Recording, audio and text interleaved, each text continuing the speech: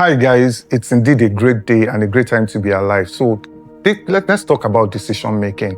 Over the years, I'm sure we've heard statements that about decision that we just overlook and we just gloss over. Statements like we are the sum total of the decisions that we make.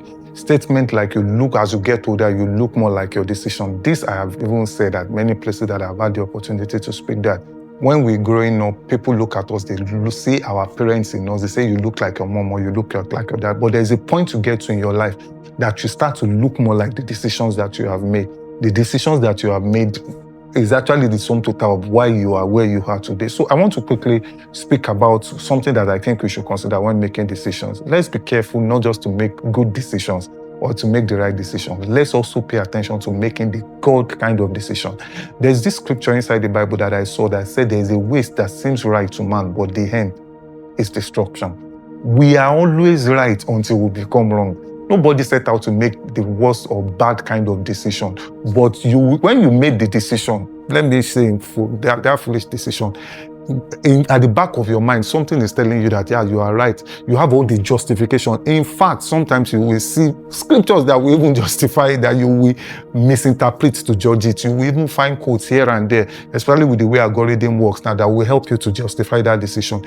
But I want to say this, that I have also made decisions over time that they seem so good, they seem so right, they seem so well, they seem so legal, but they are at the end of the day. Sometimes I even succeed in them, but I don't really have that peace of mind. I don't have that, that peace of mind, that rest that I want when I know it is God that is telling me to do it. And by the time I start to check them, I will know that this is not God telling me to do this thing, that this is just me following trends, following what is going on around. Trends can tell us to make some decisions. I'm not saying that we should not, but pay attention, seek God's wisdom, because the fear of God is wisdom. That fear is not just fear of you are shaking. That fear is is the awe of God, where you consider what God is saying about that thing before you get to do it. So as we go along this year, before you make that decision, can you consider God first? Because there are a lot of things that seems right to us. See, let me say this, that something, a man is good doesn't mean that man is godly. You understand? Make godly decisions, make decisions that makes you right by God, not just you trying to do legalistic things, moral things. I'm not talking about those. I'm saying that decisions that you will make, that when you come to the table of making your decision, you are considering what God said about that thing or what God is telling you about that particular thing. And in all of these decision makings too, be aware that what God said and what God is telling you now, they will align to achieve what God intends. You won't say that God said this standard, that God has changed his mind. No, God does not change his mind. Just look at the pattern, the method.